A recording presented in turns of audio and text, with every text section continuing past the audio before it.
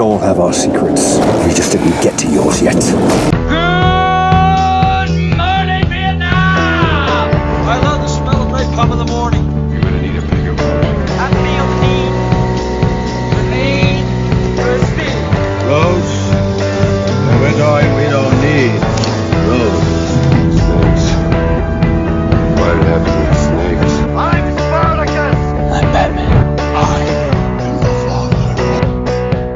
Hello and welcome to the Moviescramble podcast. We are recording a Bond special because we are talking about No Time to Die, which is Bond's 25th outing in the cinema. And I am joined by a full house today for this particular podcast. Forgot the word for podcast there, that's great. I am joined by Thomas and John. Thomas, how are you? I am doing very well. It's good to be back in the podcast. It's good to be speaking to you about film, especially Bond. It just feels like, was this film ever going to come out at one point? I know.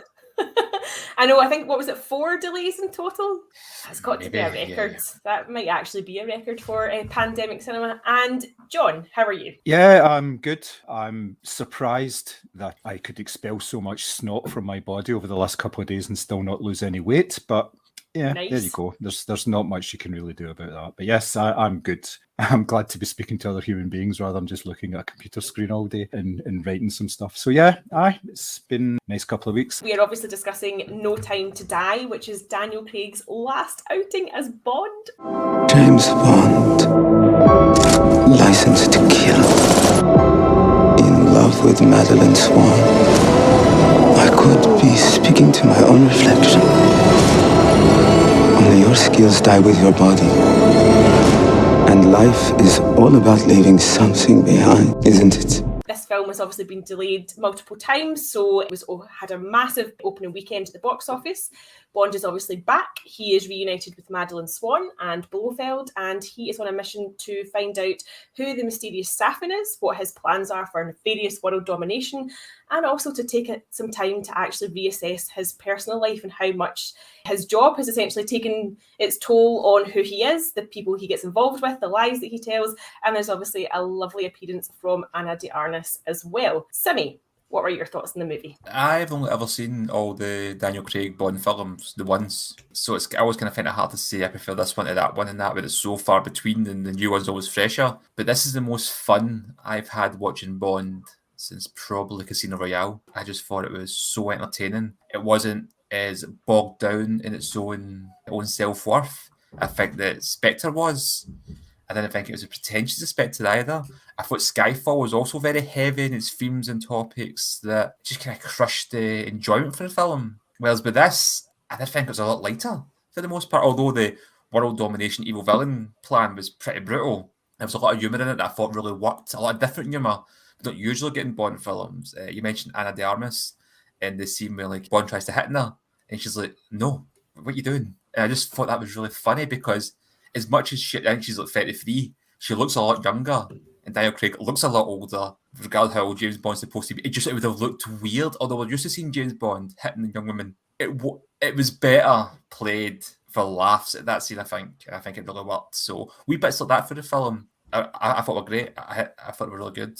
So yeah, really emotional as well. I mean, there's no getting away from the emotive subject of it. Very intense, but just overall, was just a great blast of a film. Yeah, totally agree. John, your first thoughts? I was quite surprised by the film, to be perfectly honest. I was really looking forward to it. I always look forward to the Bond films. I liked the fact that with the Daniel Craig films, there was a sort of a through arc throughout the film. So you can trace something from the first film through to the last film. And in preparation for actually seeing it, I did go back and watch Casino Royale, which is my favourite of the Bonds, just because it's like his first introduction to it. And then you can actually see some of the through lines and various story elements which link directly to Casino Royale. Obviously, there's various other bits with some of the other films as well, but that was very sort of prescient to what we actually saw on screen. I liked the fact that Craig was a bit older, and yeah, he did show his age a lot in it, and he didn't try to mask that the same way that Roger Moore tried to mask it in some of his later appearances. And as I say, I was surprised in the fact that the opening scene was so long. Yeah. I thought at some point this is going to end, and then it would go into the titles and everything, but it didn't. It just kept rolling on, rolling on. It must have been about 25 minutes long. It was really, really extended. And I was surprised at the fact that there were so few action scenes as compared to dramatic scenes.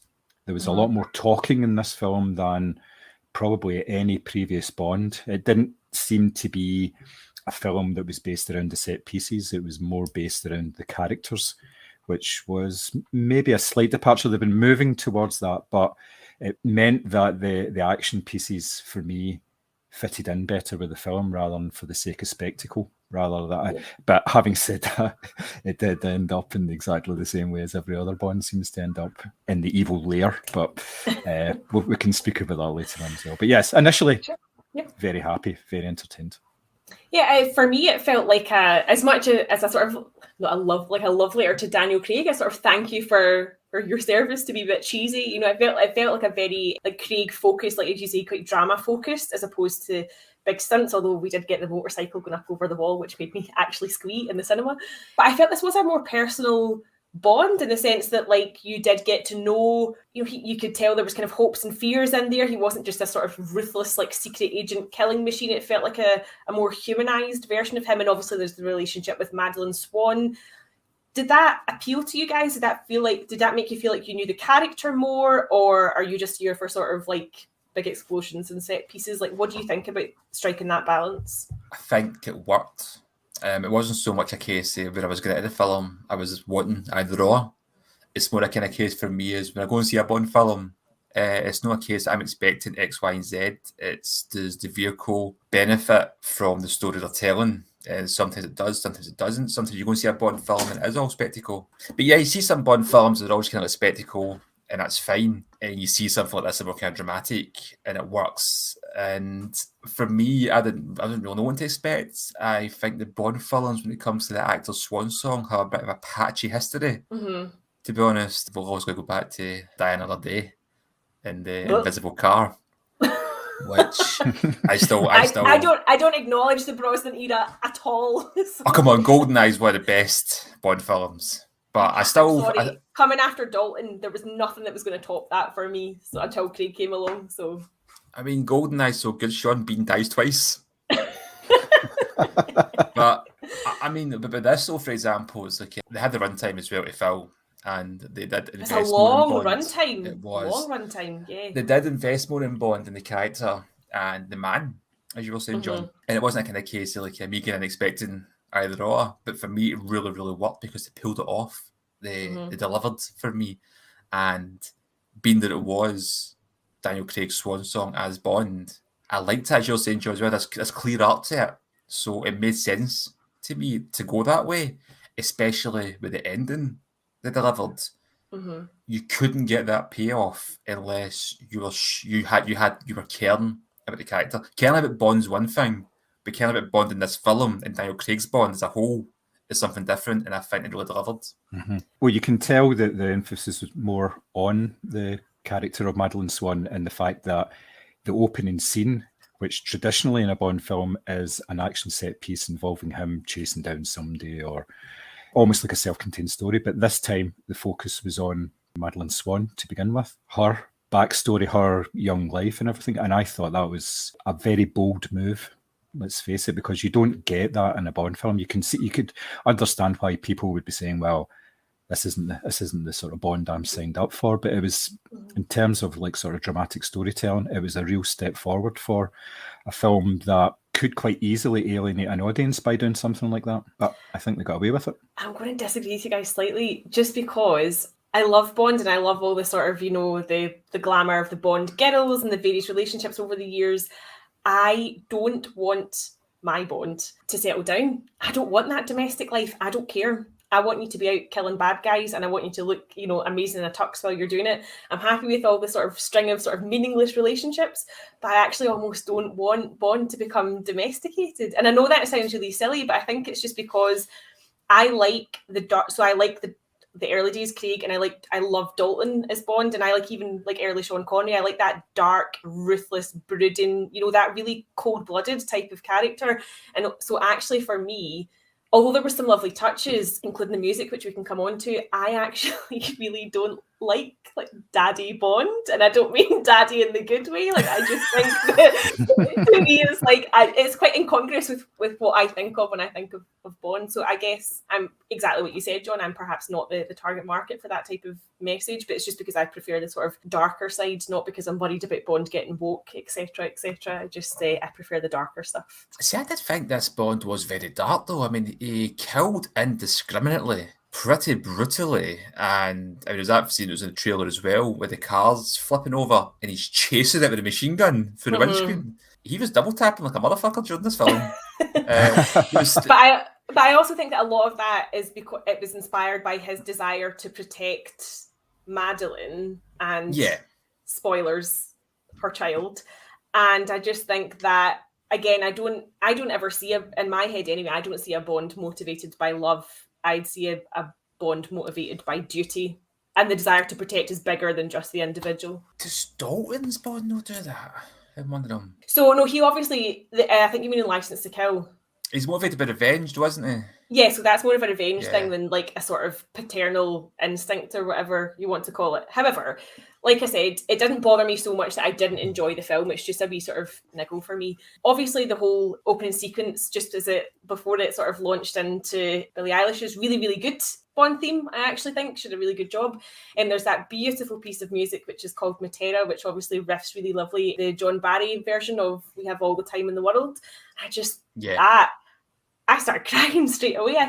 I knew there was going to be little nods to different Bonds in this film, but I wasn't expecting something so emotive and so early on in the film. Did you guys sort of, I mean, is it just me that was just sitting greeting in the cinema, or did you guys feel that as well? Can a quick question, mind you, because I really can't answer that as much because I'm not the biggest James Bond fan, but I did notice the music that was All the Time in the World. What film is that? Was that George Honor Majesty? Yeah, On Her Majesty's Secret Service. I was almost kind of hoping, because that's that famous line of "This never happened to the other fella," that they would somehow fling that in here, which they didn't quite work. But the themes of On Her Majesty's Secret Service and the sort of relationship dynamic are obviously very, very similar to this Bond, which is why Lazenby's been tweeting about it quite enthusiastically, because I think he gets a bit of a bum rap for being the romantic Bond, and he's obviously enjoying seeing that resurgence of that side. But yeah, that piece of music I thought was perfectly timed, brilliantly executed, and actually just really brought it all together as being part of this sort of bigger thread as opposed to just this one Bond. Yeah, it worked really well, didn't it? I'd actually heard it a couple of days before. It was one of the tracks that they released just before it, and you hear the opening sort of chords of it, and you know right away, even before the theme comes in, because there's like sort of wee teasers in it, and then you go, that's what that is. Yeah, it worked perfectly well, and obviously with the line as well, we have all the time in the world, because when she wants to go faster in the car, and he says, no, we've got all the time in the world, and you know at that point that something dark is going to happen. It's not going to be plain sailing at all. Yeah, you just know as well when they made that line, there was always somebody in the cinema that laughed really loudly, just to let you know he got that joke. I hate people like that, but yeah, and thankfully I don't have anyone like that. Or if there was anyone like that at Cineworld Silverburn, I was too busy crying to hear that. But there was lots of like nice, like lovely touches and little nods to other Bonds. But before we sort of go on to that, I really want to mention Billy Magnuson's character of Logan, because you were talking about the sort of comedy elements of it, Simmy, and I love the line when Daniel Craig turned around and was like, what's the Book of Mormon doing here? Because he's so like perfectly pressed, and he's like, and that so worked. And I really liked his character and how, although he was this kind of like maybe comedy, sort of almost bordering kind of slapstick type of role, like it seemed to just work and come together, and they actually kind of got the tone of it right, I think. Yeah, I agree. Yeah, the fact that he smiled too much and everything as well, they commented now, and he smells too much, which I thought, obviously they're going for a dark and broody film, and there's this guy, hey! Yeah. Yeah. He's got CIA written in his forehead. Yeah, I'm an agent. I thought he was really, really good. And of course, what a weekend for him, because he had that and he had The Many Saints of Newark out in the same weekend. So Billy Magnuson must be having a great time. But I just thought his character worked really, really well. What I thought was really interesting as well is also the dynamic between Bond and the new 007. Because I think people are so wrapped up in this idea that 007 is Bond and therefore Bond is 007, as opposed to just being a number or a job title. So I think people were kind of losing their shit that Lashana Lynch was obviously taking over this role. But I loved their chemistry together, their relationship, the way they worked together. I thought it just added a whole new layer to the film, and I thought that it worked really, really well. What do you think about this? 007 is a very iconic number. How did you feel about seeing it being given to someone else, as it were? I liked it because it added to the story. Again, that's the thing. It's not kind of case of me sitting in from the toys at the pram because they've did something that's not traditionally associated with Bond. I'm like, if it works in the story for me, I don't care what to do. And with this, I thought it really worked because it added that wee extra dig in the ribs for Daniel Craig's Bond, to the point like M's like, look, you left us type thing. And we've took your number off. It almost seems like petty for them to do it, although it's just like a football player. They don't always retire their shirt, it gets passed on. But she makes a joke to it at one point, would you think we're going to retire the number? But you also think to yourself that they could have done because he's service, but they've deliberately went, no, we're going to give it to somebody else because we're annoyed at you. I can imagine him being that petty. Oh, totally. That was like a really pissy workplace move. And you're like, oh, it's good to know that like our national security service is every bit as petty as like every other office up and down the country. But I thought it worked. As I say, I thought it added an extra wee layer to the film and another layer to him as well, because you could see that it did get his back up because he obviously did feel that was his number. And again, that sort of added that little bit of kind of tension between him and M as well, because M wants to show, who's boss. So and I love the bit when he's talking to him and he calls him Mallory. Yeah. And you're like, oh, just like, it's his wee digs to each other, Yeah. Yeah, because that calls back to one of his initial conversations with the Judi Dench version of M, when he says, I didn't realise M was... I thought it was just an initial. It's actually it actually means, she goes, if you say that, I'll have you shot or something like that. So yeah. I thought that was quite good. I felt that the introduction of a black woman as 007 initially was a bit of a thumb up to some of the Bond detractors, because you always, we've had this for a couple of years now with possibility of Idris Elba taking on the role, and people say, no, you can't have a Bond that's not white or male. And what they've done there slyly is just slip that in there. So you've got a black woman as a 007, and it works perfectly well because it was a very good performance. Lashana Lynch was fantastic in it. Very dry, very witty, and she gave as good as she got in the sort of verbal competitions between her and Daniel Craig. I thought it worked very, very well. For the trailers and that, when the trailer came out actually, and people were kind of like moaning about it, and they're saying, I can't believe they made James Bond a black woman. And I was like, have they? And I'm like on Twitter going, how have I missed this? I can still see Daniel Craig, I know. I was like, who have they recast? And I watched the trailer and I'm going, oh, so they haven't. They've just, so it's the same film. So actually, this is still a Daniel Craig film. He's James Bond. What? Honestly, who cares? I know. There's also a theory being floated on the internet that James Bond isn't a real person but a code name, and that's how it sort of allows for all these different actors to. Well, I have always been 100% on board with that fan theory, and it also makes sense for the fact you've got Judi Dench's Bond transcending Pierce Brosnan and Daniel Craig. Then Skyfall came out, and it was almost like the writers went, "Fuck you and your fan theory." And I never liked that, because I was always like, there was no need for them to do that. I always felt that as a deliberate fuck you. I always felt that way to me. I think that's just been true to the books, though, because in the books, James Bond is a person. Andrew Bond is his Scottish father, and that's where the roots come from. And I think that, but there's nothing wrong with sort of playing with that theory. How else do you get like Doctor Who and stuff like that? It's like it's okay with playing with that theory and sort of enjoying the fact that as a character, he's fairly malleable. It's just clearly not one timeline, and it's every new Bond's like a reboot. And that was made very, very evident with Daniel Craig, when it was almost him starting off as 007. But then he had to get his first kills. Yeah. You had the M crossover part, and you're like, well, so what's this fan theory? And I said, no. Your fan theory is rubbish. We'll go back to the book. Here's just say, Finn, if you come back to the book. But have they now written themselves into a corner with the ending of this one? Or did they go for a blanket reboot and reboot M, Moneypenny, everybody? Do you know, it's possible they could do either. The one issue I had, like I said, I wasn't a massive fan of the sort of personal relationship thing, but the one issue I had with this film in particular, you talked about timelines there. The timeline on this film during this film doesn't make sense. So when we're first introduced to Safin, played by Rami Malek, he is, butchering Madeline Swan's family and then attempts to save her from drowning, from underneath the ice. And he appears to be a young guy. And then Bond meets him, presumably maybe 20, maybe even 30 years later. And miraculously, despite the fact that he spent the past 30 years like trying to basically kill people through their DNA in a virus, nudge, nudge, wink, wink, he hasn't aged. So I found that quite, I was like, oh, okay, you've not aged in the entire time, like in 30 years. That was the one thing that kind of took me out of this film.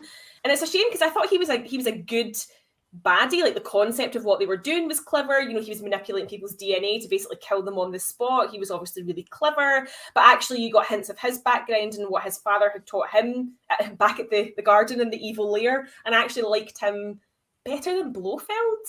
Did I say it? I thought he was a sort of better baddie. I did. I've said before, probably not in our podcast, maybe just in general conversation from the pub and that. I was so disappointed with Blofeld and Christoph Waltz inspector. Christoph Waltz was going to play a Bond villain. I'm like, this is going to be good, and it wasn't. And I didn't think he was very good either in the role. It was like it was a different film, and I was like, how have they managed to make an ass of this? It's a guy that's played some of the most iconic villains in cinema, and then he gets to play a James Bond villain, and it's like he's forgot what film he's in. It's like he's in. It was just a wet wipe. There was no threat. Like I just never ever felt like when you look at other characters that he's played, and you do feel intimidated. And I just thought, Blofeld, really iconic villain, really amazing actor. It just didn't work for me.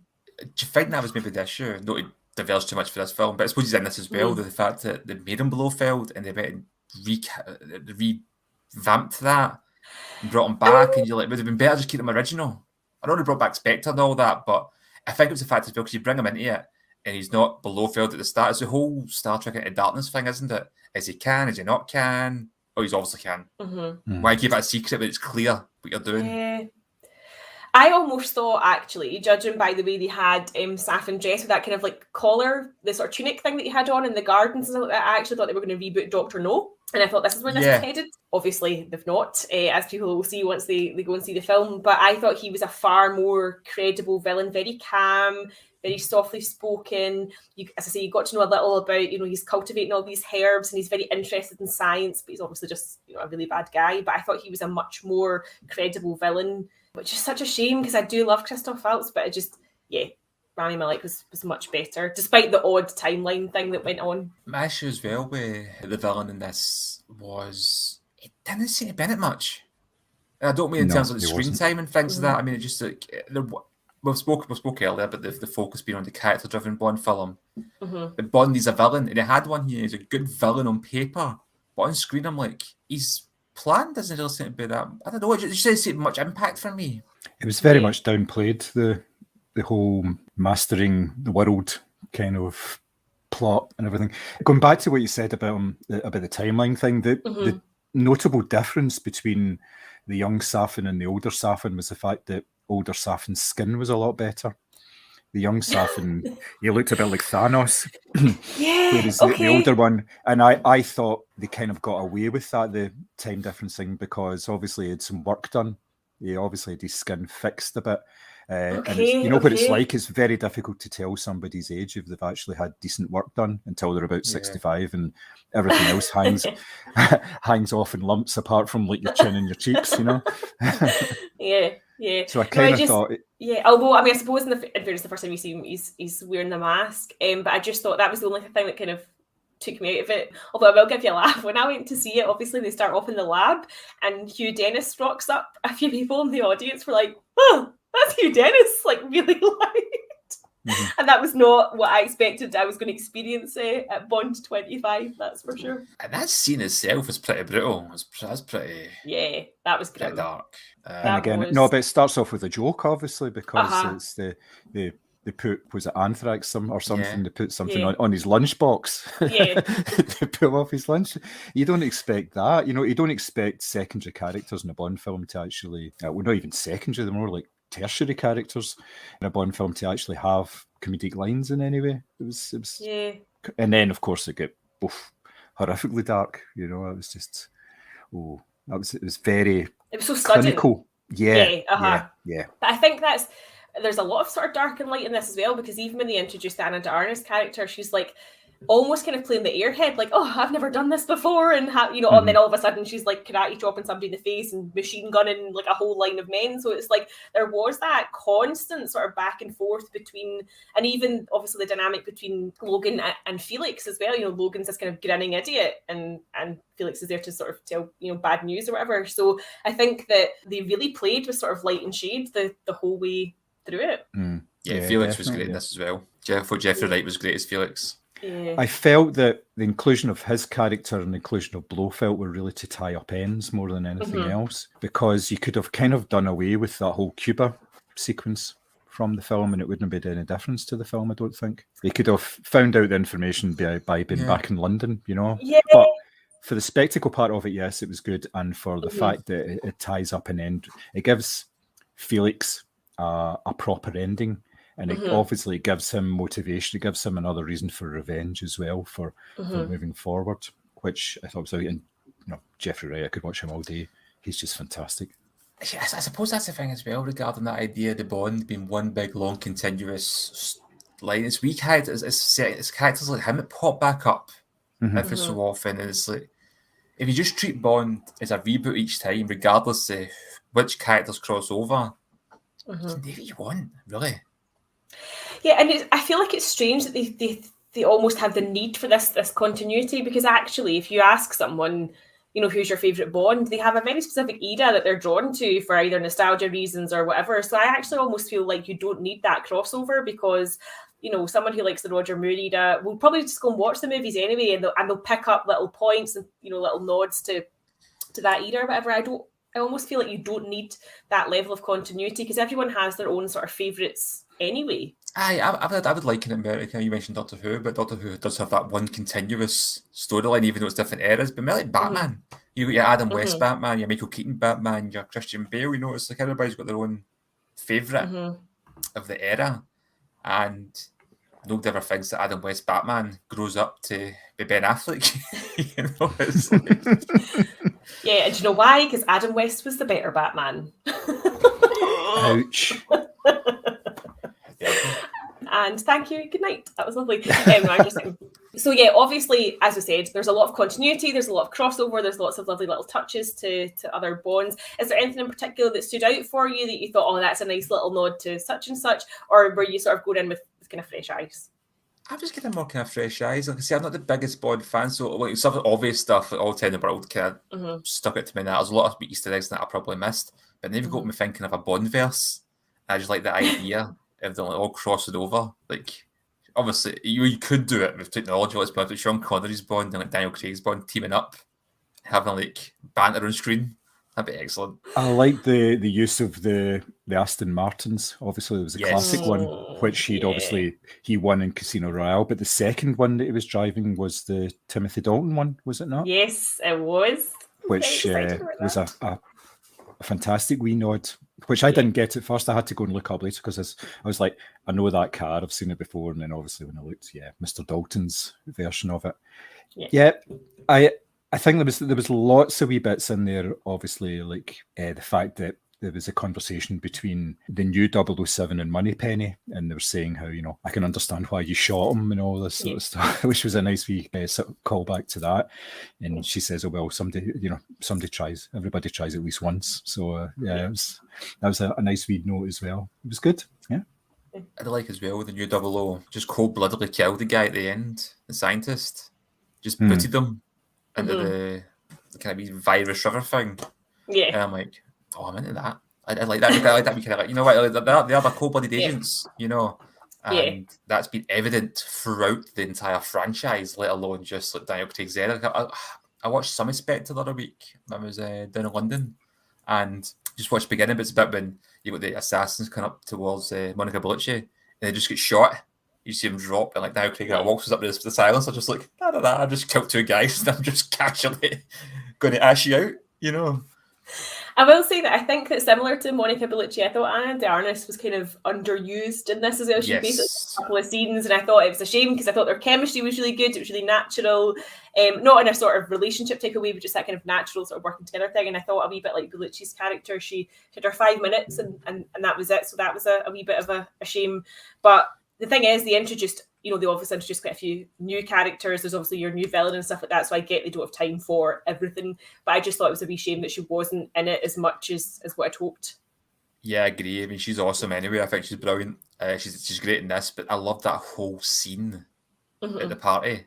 That to me was just like really classic cheesy Bond. When he realises all the villains know he's there. And Blofeld's like, hello, James. And then the spotlight goes on him. And you're like, how's he going to get out of this? Like, that was just... It was so over the top in a very camp way. Yeah. For the Daniel Craig films, could be like people saying, "Oh, it's a gritty Bond, and it's more kind of like a Bourne style realism and things like that." But it doesn't lose its touches with wee things like that. Because it's such a really, if you think about it, absurd scene. All these super villains, and they're all just like, Bond, we've got you. And I love that. I love that. A supervillain convention. Yeah, I think that's great. Yeah. Where was the risk assessment before they decided to all meet together in a big hotel? I know, I loved it. Who's out doing bad stuff if we're all in here? That type of thing. Yeah. And Bond just walking about, you know what I mean? Like casually, and they're like, is that not James Bond? Nah, can't be James Bond. Can't be James Bond. Yeah. James Bond would have been stupid enough to walk for a Spectre convention just willy-nilly. Not the last time. Not again. No, but I really like, and again, it's that whole kind of thing of like shades of like dark and light. Like it is ridiculous that he's going into that, and like they're having a drink and all that at the bar beforehand. Then all of a sudden, like carnage sort of breaks out. I do think it's interesting that the script for this obviously went through like a million redrafts, and obviously Phoebe Waller-Bridge was brought in to rewrite. And I do think there's evidence that she's been there and been in amongst the writing, because you can tell by that sort of light-hearted comedy. Yeah. But I do think that actually, if Bond is going to continue, then it does need that type, because I think that, as much as I love the sort of dark and violent stuff, it does need those lighter touches to break it up, because I think it obviously kind of runs the risk of becoming too serious. And when you become too serious, it almost becomes like, you're trying to be like kind of like high art or like pretentious or something. And I just feel like actually that's not Bond as well, because he does have a sense of humour. So I like the fact that there was this kind of sort of running gag sort of through it, not like Roger Moore-esque, like keeping the British end up type of stuff, but just nice sort of quips and stuff like that. Because you would expect someone who's that well travelled and that debonair to be funny. And I like the fact that they sort of brought that in. Obviously, this is a movie that had gone through a lot of problems, not just the fact that it got delayed several times over, but there was like rewrites upon rewrites. And I think was it Rafe Fiennes actually said, there's lines of dialogue in the trailer that, never made it into the movie, all that sort of thing. Do you think it felt sort of rushed or pieced? I know I'm saying rushed in the sense that obviously it was delayed, but did it feel too pieced together, or did it work? I mean, we're obviously seeing the comedy and stuff worked, but what were your thoughts on the sort of overall package? I think, especially with the rise in clickbait articles and people try to get traffic to their website, people put too much focus on the idea of a troubled production, and air quotes for people listening, because basically it's a case like, let's put through rewrite after rewrite, and Danny Boyle was attached to the directing and left the project, and that happens in films all the time. It's happened in films for years. See if Back to the Future was made now, there'd be all this clickbait article, oh my god, Eric Stoltz has left the project, oh my god, this film's going to be doomed to failure. Yeah, it's not. Just these things happen. Films don't just go for, here's my draft, that's excellent, let's make a movie. And they just put too much focus on it now. It must be terrible, that's why they're rewriting it. No, they're always tweaking stuff. It doesn't always work, but it happens more often than not. It's like not every film's made by Quentin Tarantino, where he's got the whole overseer. We've discussed him in previous podcasts as well. Sometimes he needs somebody to rein him in and cut things out. So I didn't think it was obvious in watching the film that it was under all these rewrites and directors leaving and stuff, personally anyway. No, like Thomas says, that's the nature of filmmaking. You only need to listen to something like Film Stories, the Simon Brew podcast, and every week he talks about films how they went through their production, and it's never an easy process. It's a marathon rather than a sprint getting a film made. So like you say, it is always going to be numerous rewrites. It takes years before a film actually gets to the filming stage normally, because of the fact that they go through so many drafts and so many writers. So I don't think it was disjointed in any way. It was interesting, though, that some of the stories about why Danny Boyle came away from the film had to do with how he wanted the character of James Bond to end up at the end of the film. Oh, do you know what? That was going to be my next thing. Like, what would a Danny Boyle James Bond look like? So you obviously have done some reading. Yeah. Do you want to share? Well, ultimately he would be dead. Oh, okay. the Danny Boyle vision for James Bond at the end of No Time to Die was he was going to die. He was going to be no more. Yeah, that was one of the stories that was getting floated about around there for it was quite a while, and that was one of the reasons that's been cited. Obviously not officially, because they just said creative differences, but there was a lot of talk about it being, since it was going to be the last Daniel Craig film, then we would kill him off. And apparently, what was reported, well, I say reported, it was obviously tittle-tattle more than anything else, the producers and everybody else involved with the money-making scam that is the Bond Empire were saying, no, we can't do that. We can't kill off James Bond. It's just not the done thing. And here we are. I was going to say, so if we get into spoiler territory, like, you know, stop the podcast. We've been in spoiler territory almost from the start, really. Well, even more so. So if you really, really don't want to know how No Time to Die ends, then switch off the podcast now. But obviously, at the end of this movie, big giant explosion. Bond is presumably consumed by it, but then you sit. I don't think so much presumably. You see him pretty much. Well, you know what I mean. Well, you couldn't see it through the tears streaming from your face. Well, what I was saying is, you sit through the credit sequence, and obviously the famous James Bond will be back comes up at the end. So how do you know? That's the thing. Is multiverse. Yeah, that's it. if they're saying the continuity, they have written themselves into a corner. But if they bring it back, you're still got Ralph Fiennes and Naomi Harris, and they still allude to it, and they say they have like Lashana Lynch as Bond. Yeah. That's a kind of having your cake and eating type thing, in my opinion. So she's not Bond. She's not. No, I know. But so we see if they continue in that vein, for example. Sure. But they're just going to just reboot it and just pretend these previous films didn't happen. Well, I was wondering if they might even go down the route of, do you know, is it Anthony Horowitz that wrote all the young Bond? I wondered if they'd even go right back to something like that. I mean, would that make as much money? Would that have as big an appeal? Probably not. Sure.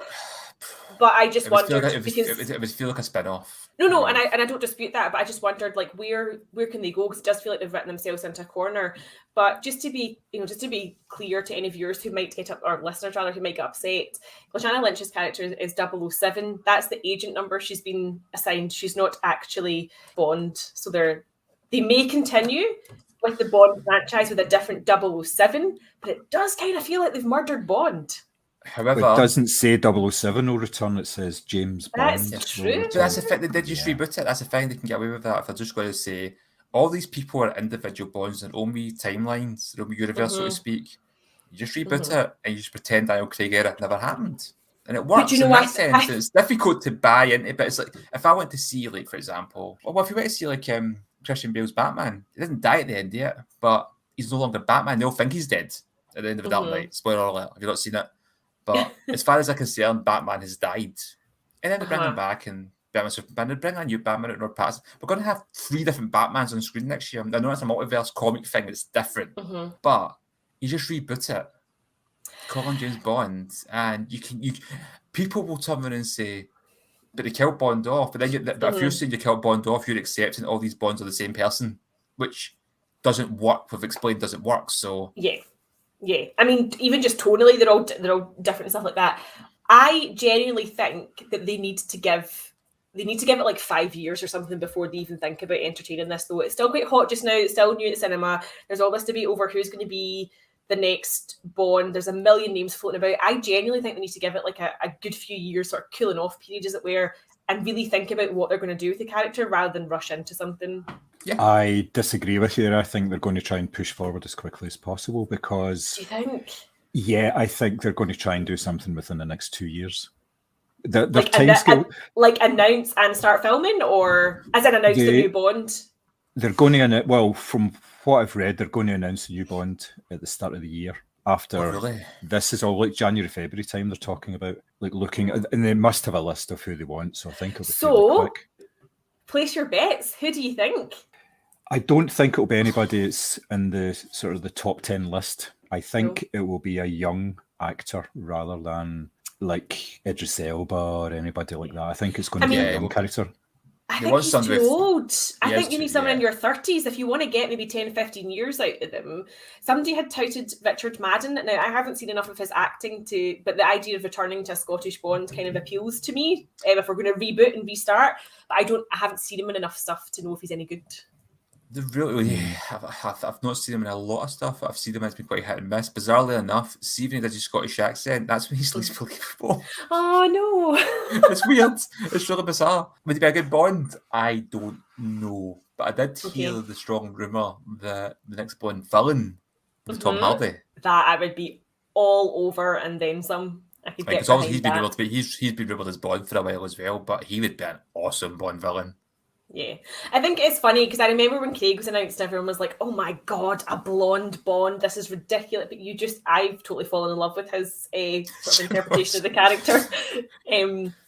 But yeah, it's funny because people get hung up on, Tom Hardy was too short, Idris Elba's not white. There's a whole list of reasons why people could not be your Bond, in air quotes again. And I just remember the crap that Daniel Craig got when he first got announced. And actually, I think he's been one of the better ones. The blonde Bond, and it was like you had that entrance to the premiere and the speedboat, and he was wearing the life jacket, and people were complaining about that, saying Bond wearing a life jacket. It's like he's a fucking actor. Yeah, I know. I totally forgot about that until you said that. So imagine actually getting shit for wearing a life jacket. Did they actually think the Queen skydived at the Olympics? Oh, they must have. She flew out that helicopter, so she did. That was, oh my god. Honestly. My guess for the new Bond is Johnny Flynn. I think he would be pretty good in it for a couple of reasons. One, he's a young actor. He's very good. I don't know if you've seen him in many things. He was in Emma. He played David Bowie in the Stardust film that just came out and got totally panned. And he's playing Ian Fleming. Is this the Cineworld guy? Operation, yeah, the Cineworld guy, yeah. Really? He's playing Ian Fleming in Operation Mincemeat next year. Which is about the faking where the landings were going to be in Sicily rather than Sardinia, I think it was. The book's very good. But I think he would be an excellent sort of younger version of Bond. He doesn't do it for me because I always think Bond has to be attractive, and he doesn't do anything for me in that sense. But if they do cast him as Bond, please, please, please, if you're listening, whoever's writing this, can we get the line "time for a tasty debrief" then in the movie? Do you guys have anything else that you want to add about No Time to Die, about the villains, about the music, about the potential for a black woman to ruin everyone's dreams? What about M? The fact that in this film he was almost as broken a character as Bond was, because he basically introduced the virus into the world under the guise of it'll help us beat the baddies because we can't get in the same room as them. He seemed, obviously he's been drinking a lot more, which was ironically highlighted by Bond. I think if James Bond is telling you you've got a drink problem, you've got a fucking drink problem. Like the fact that he comments on his decanter being out. But yeah, it's funny because people were sort of commenting on the fact that M got to drop the F-bomb, and so far the only other M that's ever got to do that is Dame Judi Dench, and she deserves to drop all the F-bombs that she wants. But I thought it felt a little bit forced coming, because I always think of Ray Fiennes very classical, very upright, so it did feel a little bit forced. However, yes, I love the sort of disintegration of his character because he knew he'd fucked up. Yeah. It was that scene where he obviously felt the weight of the letter on him because he was sitting looking at the portrait of Judi Dench, and in a nice wee sort of callback to other Bond films, you got portraits of two of the other M's. There was a Bernard Lee one and the sort of the, I can't remember the name of them, which I thought was really rather nice. I suppose that's the thing I really should try and do more with Bond. I suppose I do more now, especially after Skyfall, is rather than trying to find logic in certain things, just accept wee nods. Like if you see a portrait the previous who hasn't featured in this version of the films, just accept it for the wee Easter egg that it is, as opposed to they're trying to claim this is one big universe type idea. Just accept the nod. But regarding the other character, I thought Ben Wishaw's Q again was great. Yeah, I think he he's is really brilliant. good, and He is brilliant. he's saying it's probably his last film anyway. He's only been contracted up until now. I think And he's then, done he had a really nice good. wee bit in it as well with when he was looking at the eye, and it came up and says, "Bionic eye accessed." that was pretty funny. It was good. See, to me, that's going to be callbacks to like your cheesier Bond moments. The idea Yeah. that the villain's lair may as well say "entrance to evil lair" on it type idea. It's that kind of it's the stuff that Austin Powers took the piss out of, and Yeah. they're not, and they're going fine. We'll revel in be things like that because it's supposed to be fun. At the end of the day, Bond's supposed to be fun, in my opinion. Yeah, it's a big blockbuster. I think it works because it does have the serious stuff. Like I said, I don't like the Roger Moore era because that felt like Carry On Bond to me. It was far too comedic I agree. for what was on offer. Whereas this has the balance because I like dark, bloodthirsty Bond as well. Yeah, which is fine. I mean, like I thought Sean Connery did both of those quite well. Because let's be honest, especially like the Dr. No stuff, it's Dr. No, it's cheesy. The evil villain in the lair, the metal hand, Blofeld with the cat and things like that. It is the stuff that maybe at the time wasn't. It was seen as serious at the time. It's since become pop culture and parodied to the point that you look back at it differently. But on that kind of sense, I thought is it Dali Ben Salah is Primo, the villain? Oh yeah, with the eye. I thought he was great. Haircut was terrible, but he was great. I thought he was great. He just seemed to me like a very classic Bond henchman as well. Yeah. Yeah, he couldn't just attempt to murder Bond. He had to sort of do a wee bit of exposition while he was at it. You know, Spectre did this to you, by the way, before he kills him. You know, and you're thinking, okay. I seen this is such a criticism in the film as well, saying it felt like an anthology of James Bond's greatest hits, and I'm like, yeah, I'm okay with that. Yeah, it's a swan song. You know what I mean? It's like, give me that. Don't give me fucking Madonna. Yeah, let's never go back there. Those were dark days. In my opinion, it single-handedly ruined that film. I like the idea that he'd finally produced a child as well after shagging his way across most of the Western world. I mean, for all we know, Bond could have been using protection this whole time, so let's not cast any judgment. Oh, there's hundreds of mini Bonds popping I up. know. Yeah. Where's he going to find a Bond army? in space? Like a Bond army of children, so almost a sort of anti-fathers for justice. Yeah. You know, and they're like, they become Bond villains and they start like attacking bad dads. I love it. I just think, for me, that was the thing, though. I was like, when he was like, you know, she has my, and then she's like, your eyes. And then it's like, ooh, obviously this kid is fucking his. And I really hated the way that they sort of tried to tease the fact that, is it his kid? Is it not his kid? It's obviously his fucking kid. That kind yeah. Did you notice at the beginning of the film, when Bond puts on the train and the door's shut, she grabs her stomach? I don't know if it was deliberate or not, but she does grab her stomach. It was, like, aye. Yeah. Because initially when the trailer came out and it's the initial action scene and he's saying, you know, we all have secrets, we just haven't got to yours yet. It flashed through my mind. I don't know if this says more about me than anybody else, but I thought she's his daughter. And that would open up a whole new world of possibilities for James Bond. Well, when Blofeld's calling her the daughter of Spectre and things like that, I'm going, is he Blofeld? And then I was sitting going, hold on a minute, are they no brothers? Hold on a minute, wait a minute, I forget the adopted part of it. I'm like, I forgot about that part. I'm going, yeah. So I wasn't far from your logic, John. I was like, yeah, but just far enough to be on the right side of normal.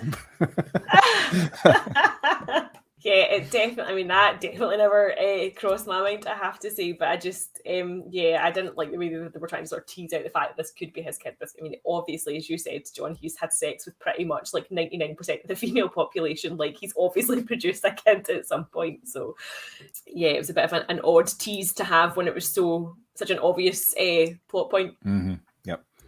And if you think about it, if he's been doing that since 1962, there's probably some children that's older than he is. This time. I love it. I'm telling you, Children of Bond, that's the next step in this franchise. Right. A wee correction, by the way, it was Charlie Higson that wrote the Young Bond novels. Not Anthony. Was it? Anthony Horowitz wrote a Bond novel. I think that's what I was thinking of. Yeah. Do you remember the cartoon James Bond Jr.? No. No, it was his nephew. It was his son. They didn't fuck with the controversy that much back then. But basically, yeah, it was. It was like, if you watch it, I'll send you the link in YouTube, the YouTube link for the intro. It was cheesy, cheesy theme tune and stuff. But yeah, it was his nephew. Mm-hmm. Well, the Young Bond books are pretty good. I've read I think it's 5 of them. I've read maybe 3 or 4 of them. Pretty good stories. And apparently, they were as soon as the first one got released, there was obviously talk of making films and stuff like that. But Barbara Broccoli had said, no, we're going to hold off on that. We're going to leave that for a number of years. We don't want to just dive into that. But given the fact that they've signed this deal with Amazon, there's every possibility that something like that could come out of it, which may fill the gap, may actually fill a gap rather than rushing into another production of another film. So with the Amazon deal, then you might even see things like villain origin stories, or sort of taking characters from the Bond universe, whether it's M or whether it's Miss Moneypenny, and maybe sort of expanding on there. I mean, I don't know how much of an audience or how much of an appeal these things have, but I do think that with the Amazon deal, there's an intention there to produce content. I'm just not sure. It's never going to be the movies. They're always going to go to cinema, but there's maybe an opportunity for sort of extended universe type thing. Yeah, if they throw as much money into that as they do the likes of the Jack Ryan series, then yeah, you've got high quality drama, and it could be the MI6 universe, or like you say, it could bring back certain characters, expanding certain characters. Like you said, like some characters didn't get very much screen time here at all. Like the scene, obviously the scenes in Cuba, that could all be expanded and all that, various characters involved. So yeah, there's a mountain of possibilities, let's face it. Was there no chat of a Miss Moneypenny spin-off at one point? I don't know. With Naomi Harris? I'm just double checking. I don't know. This here. Maybe there might be on Amazon now. Because there was supposed to be a Jinx film, if you remember. Yeah, that's right. Down all day, but that got canned because of the critical reception to Bond film. It's interesting to see that the Bond film is now the 4th biggest film of the year, and it's also the 4th biggest Bond film ever. And Daniel Craig has the top 5 grossing Bond films of all time now. That doesn't surprise me. And obviously, it's still showing in about 30 screens in Cineworld, so the chances are it's going to be the biggest Bond film ever as well. So I'm always intrigued to see who's going to be, obviously, when they announce a new Bond, and obviously who's doing the theme tune. But as I say, I thought Billie Eilish did a really good job. I really liked it. It was quite haunting. I thought the title sequence, worked really well. I still say that out of the Craig era, I think You Know My Name might be the best theme song, closely followed by Adele, obviously. But I still think that Chris Cornell's is probably the best out of the I always think that he's only done 4 films, because I never count Quantum of Solace.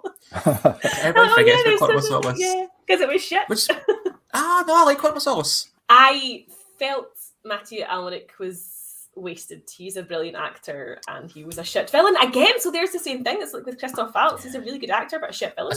I need to go back and watch all the Daniel Craig films, to be fair, because I remember giving Spectre a very, very favourable review, and without watching it a second time, grew to hate it. That's interesting. It's not the best. And again, a wee bit of a waste of Monica Bellucci. Yeah, who was famously older than Daniel Craig. Yeah, because they made such a big deal. I mean, in fairness, do I want to see like 50-something-year-old Bond hitting on 20-something-year-old lasses? Probably not. It's probably a wee bit icky. But, I mean, she looks better at 52 than I look at 32. So she's just a goddess as far as I'm concerned. She is incredible. No, Mary, no, that's not right. I know, I feel... I would say at least. Thomas, for goodness sake. I mean, Mary, I love you, but I love you, but come on. I love John. It's all right. I know my place. It's fine. No, I mean, fuck's sake, I've got eyes. She's stunning, right? Well, do you guys have anything else that you'd like to add about the Bondiverse or anything else? No, I think I've just about covered everything. Spoiled enough, I think, for one sitting. It seems very strange actually having a conversation about films and actually spoiling them as well. It's unusual for us. See, it's funny. There's one point during the film I thought to myself, I wonder if I'm going to kill Bond off here. Not thinking actually would, because he's going to. You think he's dead, but he comes back at the end of the car or something. It's kind of like the end of Dark Knight, basically. Dark Knight Rises. But you see the explosion that you see him kind of engulfed in this flame. I'm like, yeah, if they bring him back for this, it's kind of like twist at the end, they're at it. Yeah. You know, there's I was even thinking maybe like after the credits type thing, you know, you see wee hand kids, but whatnot, you can't, he's just dead. He's Do you dead. know, I was He's worried been they were. obliterated. I was worried they were going to do that. However, you know, next Bond film, he's been so burned, he gets skin grafted into Richard Madden. Look, he looks completely different because he's had all his face put back together because he was so burned. Or maybe they just like make the Bond film in 20 years' time and just pretend, nah, you didn't see that. Like the old Flash Gordon serials where you would see him land in the lava of the volcano, but the previous week he had a jetpack out of nowhere and flew out the window. Yeah. I spoke to a mate about this who grew up watching them, and he was saying, you need to remember, people didn't record them. They had no way of remembering what happened the previous week, so you just took it like, did he hit the lava? Maybe he didn't. Maybe I just imagined that. Because it was shown at cinemas. It was like an additional feature and like a Saturday morning screening. So they would show that, and they would show all these various serials. So you would go once a week, and you would obviously have the cliffhanger ending, and then you go back the next week, and you remember that? Oh, how's it going to go out? And then of course, like you say, jetpack, or you know, he manages to jump out the way or something, and all that sort of stuff. Yeah, I don't think him hit the lava. Yeah, aye. Somehow I don't think there was a trap door or anything. That Safin had, Menji, he had a trap door. Oh, he did. Please, I really hope there's some deleted scene where you go back to it and see as kind of like the dust cloud comes, you just see Bond go ha ha ha ha. It goes in like a hole in the ground. Yeah, apart from the fact that they drained enough munitions onto the island to basically flatten it. Yeah, that would be a nice deleted scene if you see him going through the trapdoor and he's like, yeah, brilliant, and then everything just explodes anyway. That whole island was a death trap. How they managed to keep a successful workforce there all the time, given that there was like, you know, the virus river, all the bombs that they obviously had on site, the evil genius, the plants that were designed to kill you. Like, how did anyone stay alive in that workforce? But it must have been a very safe environment, because if you think about it, they were all in there and they were all, I don't know what they were doing in the water with the big rods in it. It looks as if they were like combing it. And they all were really surprised when one of the henchmen fell in and started burning up. They were going, "What? Wait a minute! There's something wrong here." Wait a minute, we've been working next to this. What's in this water? Yeah. So this is why we're wearing the suits. I do like the fact. I like the idea if they make this killing Bond off a tradition for the last actor. Yeah, I would really like that. Yeah, I'd be okay with that. I think that'd be great if that became a new tradition. And you just kill him off at the end, because then you go into the film thinking, right, this is like such and such last Bond role. I wonder how they're going to do him in. Yeah, I'm okay with that. I mean, I don't believe that James Bond's a code name. I believe that James Bond is a person, it's just one of these things. Though it's like Batman, it's like Doctor Who. You just accept when someone else takes over the role, because you can't possibly have one person playing it forever, because it becomes ridiculous. You know, even to the extent where Daniel Craig wasn't doing his scary knees up running so much in this film because he's in his 50s now. Like, it's just not possible. So yeah, I'm okay with him sort of killing people off or whatever. You know, I would still go and see a Bond movie. Also, speaking of Daniel Craig and off the Bond chats briefly, do you know how much he's getting paid for the Knives Out sequels? I saw that. Yeah, it's 100 million or something like that, isn't it? 100 million for both of them. He does a southern accent. He does a southern accent very well. Netflix. Yeah, but the thing is, they're making loads. I mean, if you think about Lockdown and Squid Games, all that stuff that's come out recently, they are raking it in. But see, if you Google this, so it's Google Netflix business model is very, very complicated and interesting when it comes to their debt levels and manageable debt, their profit margins and stuff. It's crazy. Oh, I thought you were going to tell me it was like an Arbonne or something, like an MLM or something like that. I thought you were going to say like it's you get your friends to buy 5 Netflixes and then they get their friends to buy. Like, I thought you were going to say it was something like that. Pyramid scheme. Yeah. Well, that's the thing. Like you might go to your ma. Do you want to use my Netflix account? You try to start putting their Herbalife on the sides. Oh, dear. Well, thank you so much all for listening to our Bond special, a little deviation from our usual format. We just wanted to chat about how much we loved No Time to Die. As John said, it's still like 30 showings a day in your local multiplex, so there's still plenty of time to catch it. In the meantime, you can find us on all of our social channels at Moviescramble, and if you want to drop us an email, you can email us at podcasts@moviescramble.co.uk. But until next time, if you've got any ideas or topics you want to share with us, obviously just drop us a line and then we will see you soon. See ya. The Movie Scramble podcast will return.